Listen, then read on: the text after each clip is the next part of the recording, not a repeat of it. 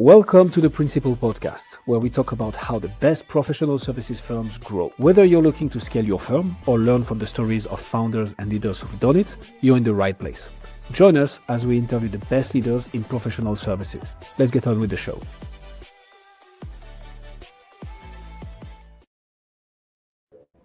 Aaron, welcome to the Principal Podcast. Happy to have you. Yeah, thanks. Great to be here. Let's jump straight into it. What got you into the place that you're in right now, Aaron? What led you into consulting in the first place? Yeah, I guess maybe two paths, kind of. So I was an employee at a large corporation. It's about 85,000 people. It was actually a French company, but I was in their U.S. headquarters here in the U.S. in Indianapolis, and I learned a lot. And I also learned a lot about what I didn't want to do, which was work in a very large company as an employee. And so I really wanted to get out there and sort of do my own thing. So I had got my MBA from Indiana University, which is one of the top 10 MBA schools in the US. And then decided to go out as a contractor and just hung out a shingle and started going as a sort of solo contractor. And that was part of it. But then on that journey, I actually met a great co-founder. I was more the business guy. He was more the technical guy. And we started a software company twice, actually. Didn't work out, did not become Zuckerberg, but it was interesting, learned a lot, and then brought that learning back to the contracting and consulting world and sort of brought that together where then we started to really coach and teach more about what we had learned in the startup world about how to be agile. And so took that with my big company experience, my small company experience, and brought that together to help big companies think more like a startup. And so that's a lot of where it's come for me, is really bringing that agile mindset to big companies. So what problems does that solve? Like why would you try to bring that agile mindset into companies?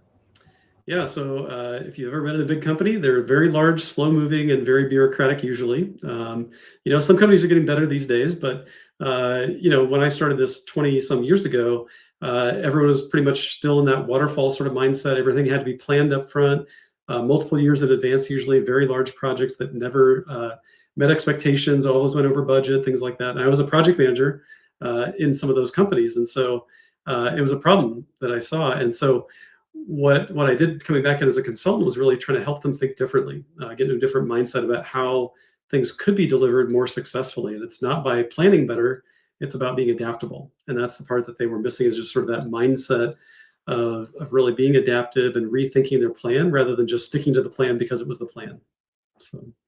So with that, then we started to see better results, of course. So we're taking things in smaller pieces, delivering more often.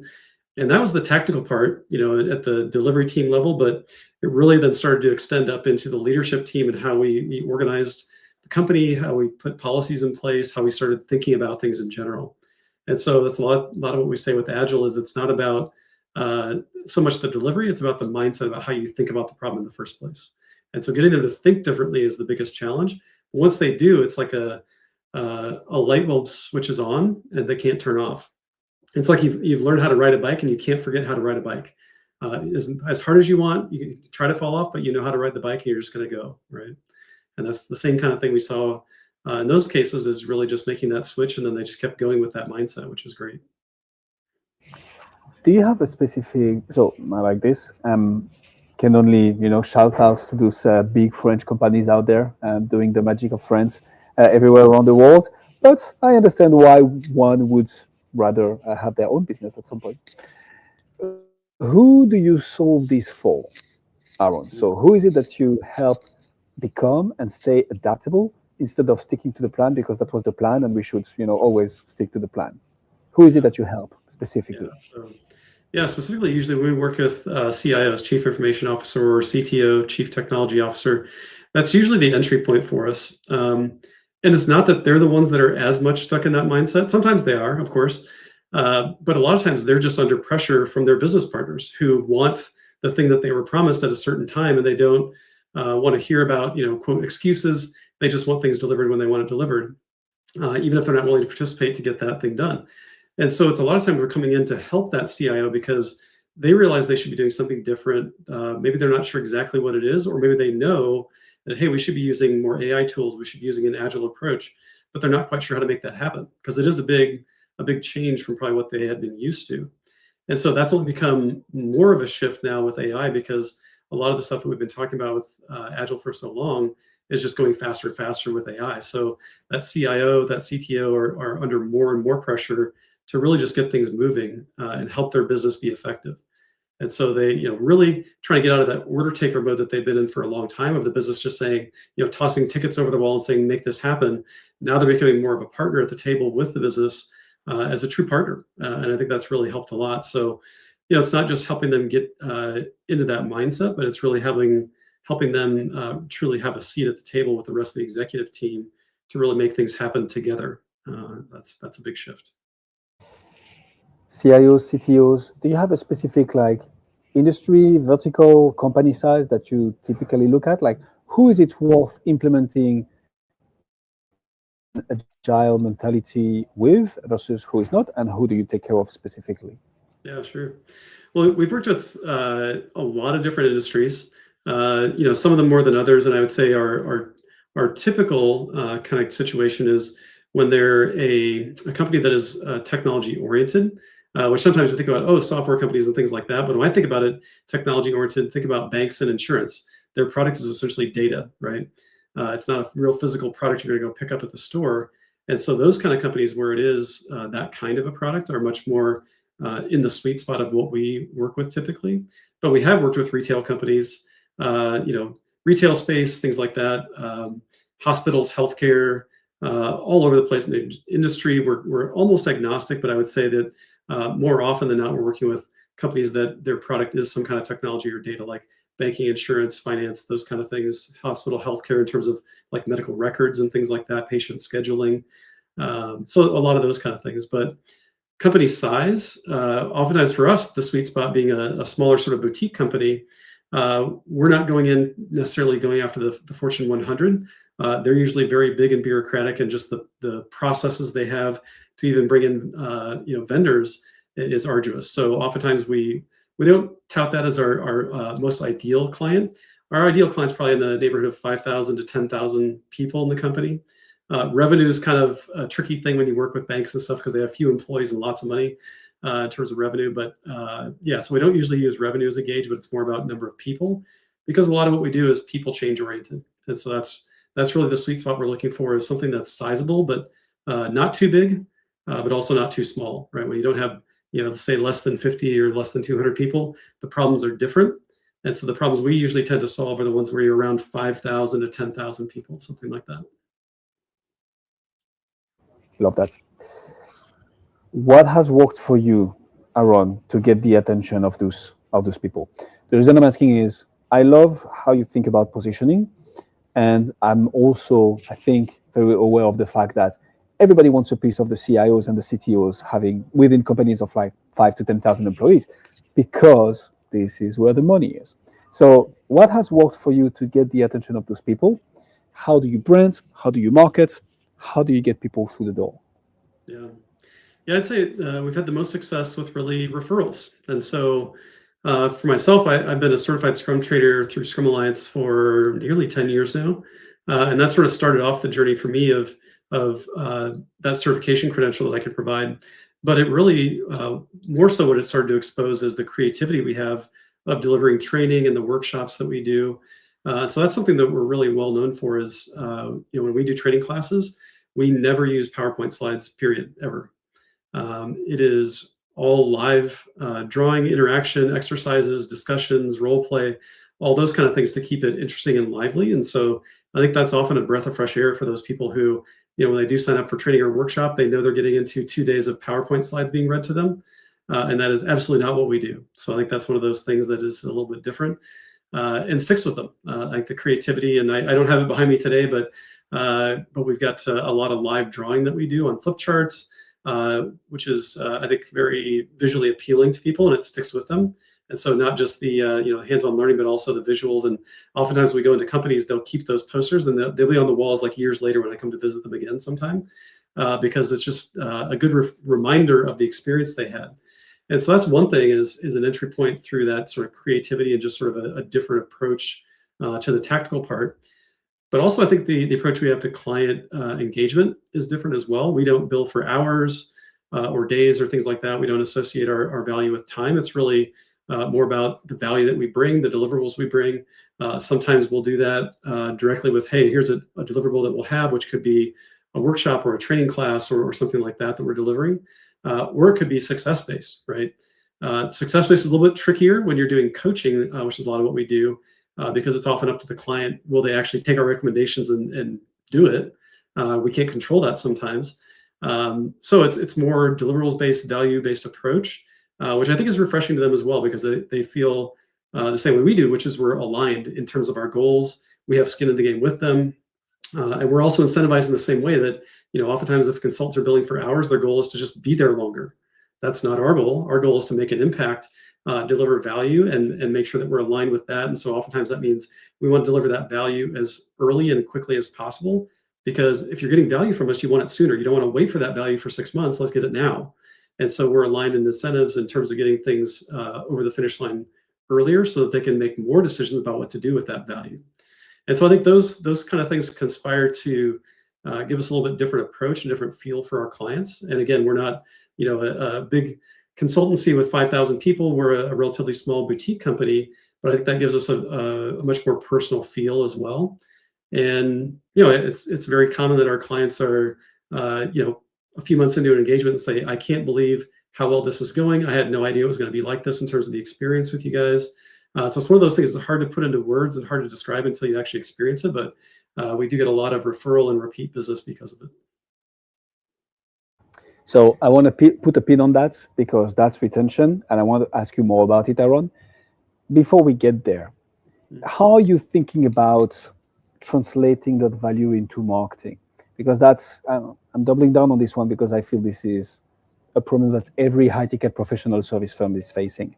Not only because it's hard to put word on this, or like a real content marketing strategy around, hey, you don't know what you don't know.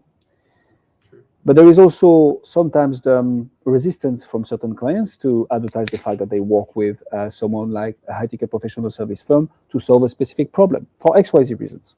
So how are you thinking about integrating this into your marketing strategy? Ever thought of that? Yeah, a bit. So we do have some, client testimonials.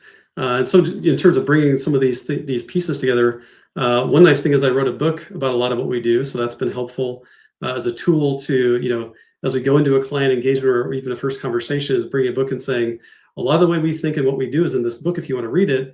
And what we've been talking about, in this meeting is in chapter 3. So let's, after we're done, feel free to read that. You'll get a bit more detail, that kind of stuff.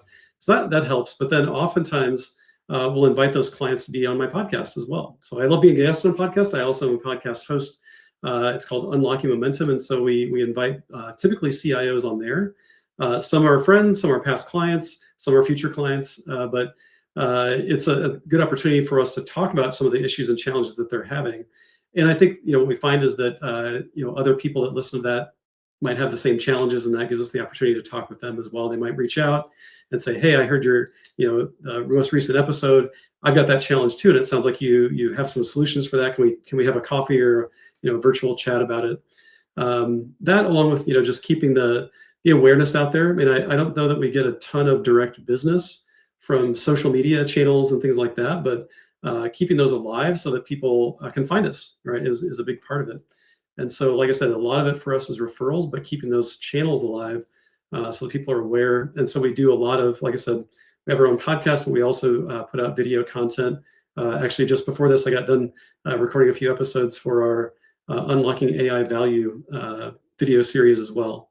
And so there's a lot of that we've been doing lately. And, it's nice to have really good clients who are good partners with us that allow us to have some of those experiences and then share those and talk about them out there.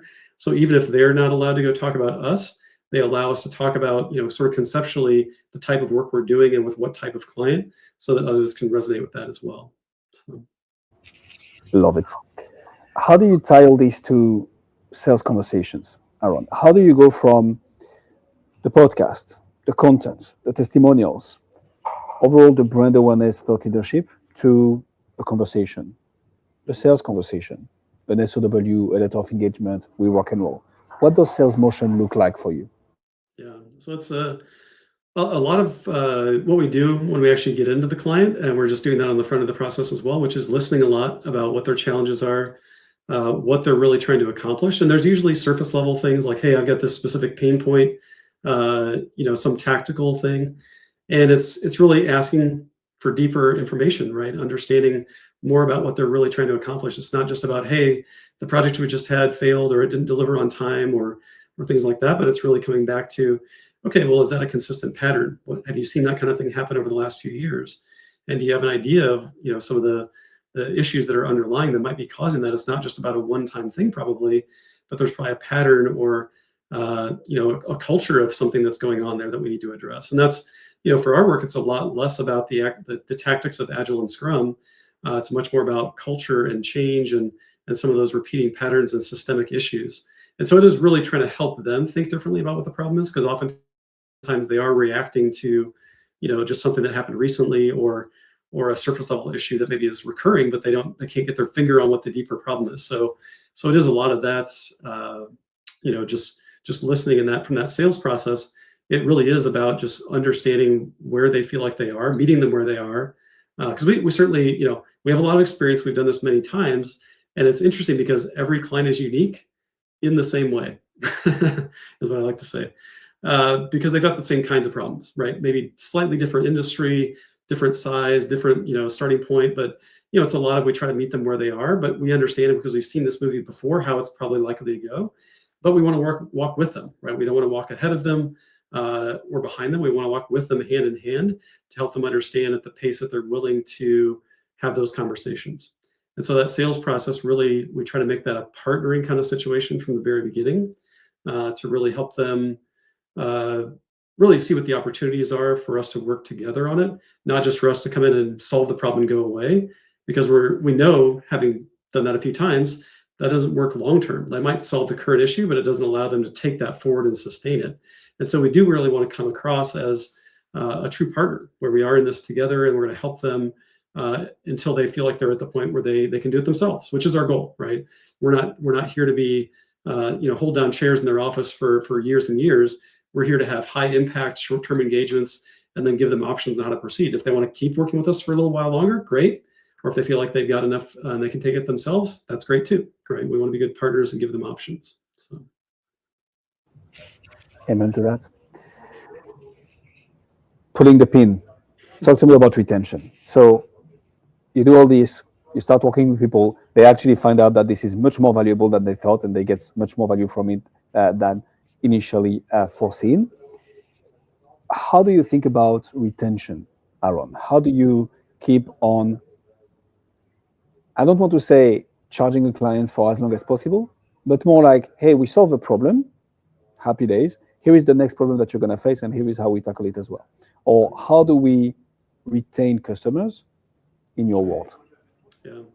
Yeah. To your point, we kind of going back to what I was just talking about, we really want to give them options on how to proceed, right? And so the client retention for us is really trying to help them understand, here are the challenges we still see, right? And it's up to you if you feel like you can handle those, or if those are not as important to you, that's okay. But we still see these challenges, and we've been through this many times with other clients, and we feel like there's probably still more things that we should do to make this sustainable for you, right? So that you can take it. And so a lot of times, we have clients where they feel like they have to understand how to run a transformation for themselves, when they're really going to do it one time, right? It's going to be, hey, we're going to transform for X number, 2-3 years, and then once we sort of get through that transformation, then that's just the new way, right? I don't have to retransform all the time necessarily. They're not going to become consultants like us, that's their job. And so what we want to help them do is understand what they need for their business once they get through the transformation, and how to sort of evaluate what it means to get through the transformation.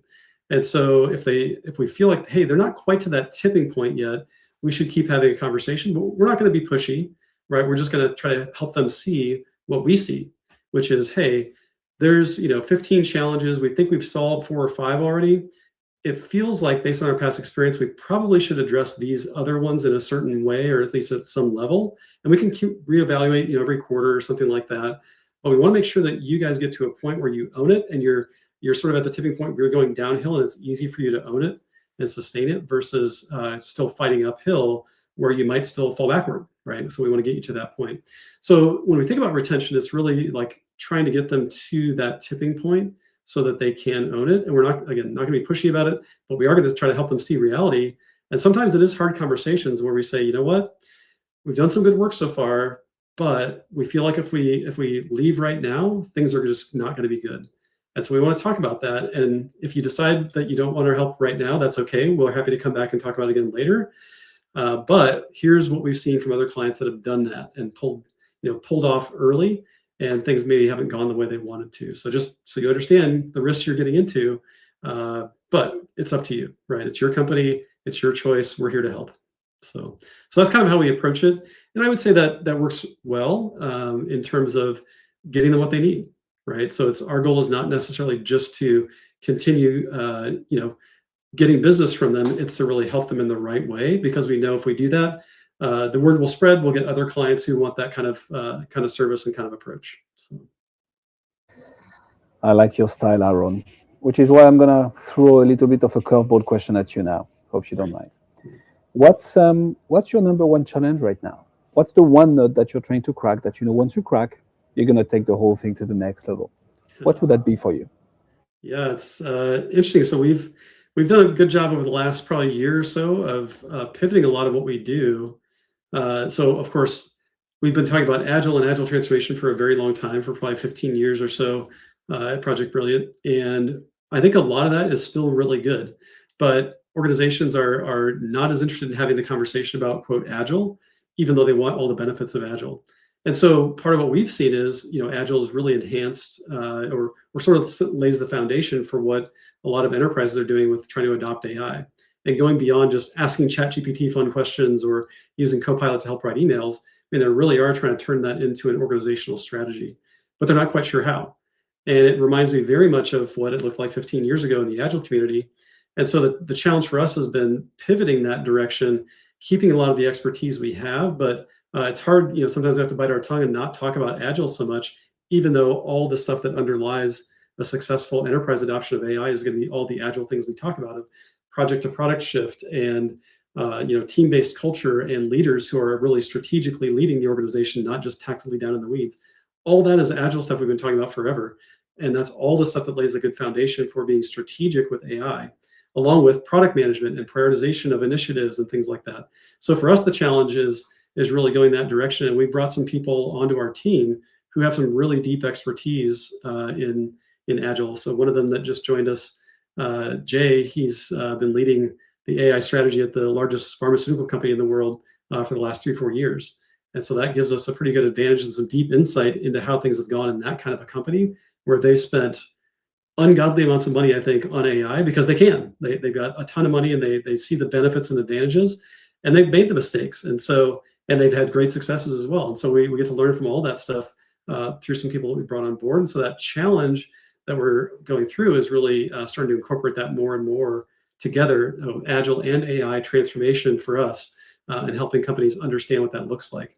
And so just like the early days of Agile transformation, it's upfront education, helping them understand, what does it mean to go beyond just asking ChatGPT questions into an enterprise strategy, and what could that look like for the organization? What are the real benefits, right? There's some tangible things that they could probably think of and point to, but what's the real deep enterprise value that they're going to get out of this? And they're not quite sure about that yet. And so that's one of the nuts to crack, is that educational piece up front about why they would want to think about this as a transformation, not just a tool use, right?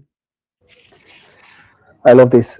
Obviously, it's a challenge. So I imagine that it's not fully resolved yet, but I want to dig a little bit deeper because I think this is something that most high-ticket professional service firm is facing around.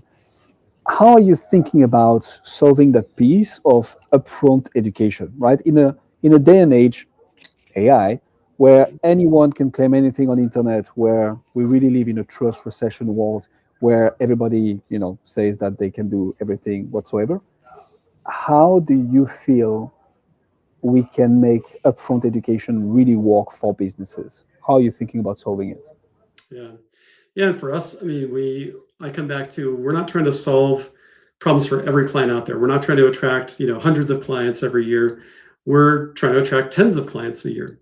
And so with that, we can be much more personalized in our approach. And so the kind of clients we want to work with are the kind that want to do certain things. And so, for example, we have amazing in-person training.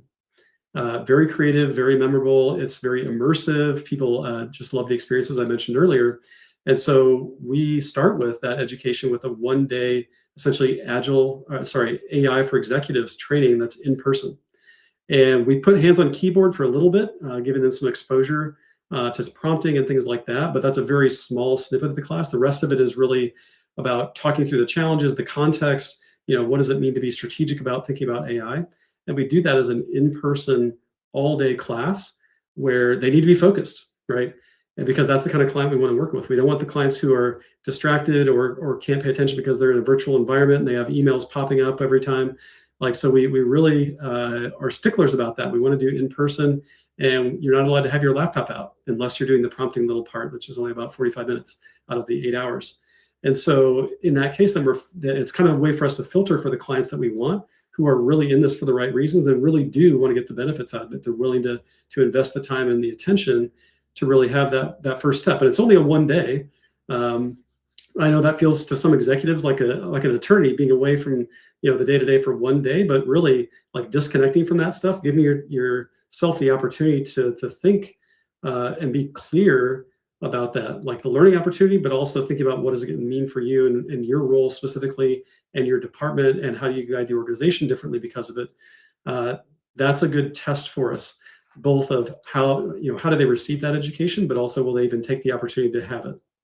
So that's I think how we've started. And we of course then supplement that. We've got some online learning that we supplement with. We also have following on that one day, then we have a 2-day strategy session, and then getting into longer workshops to go deeper into use cases and things like that. But it all starts with that one day, and if they're not willing to make that investment, that gives us a pretty good indication that they may not be the right client for us. Aaron Kopel, ladies and gentlemen. Aaron, if people want to find out more about you, see what you do, where should they go? Yeah, so you can find me on LinkedIn. So LinkedIn, my profile is Aaron Kopel. Find me pretty easily, hopefully. And then also projectbrilliant.com. So that's our company. We've been around for quite a while, 15 years or so. Like I said, in the Agile space, and then now in the AI and Agile space.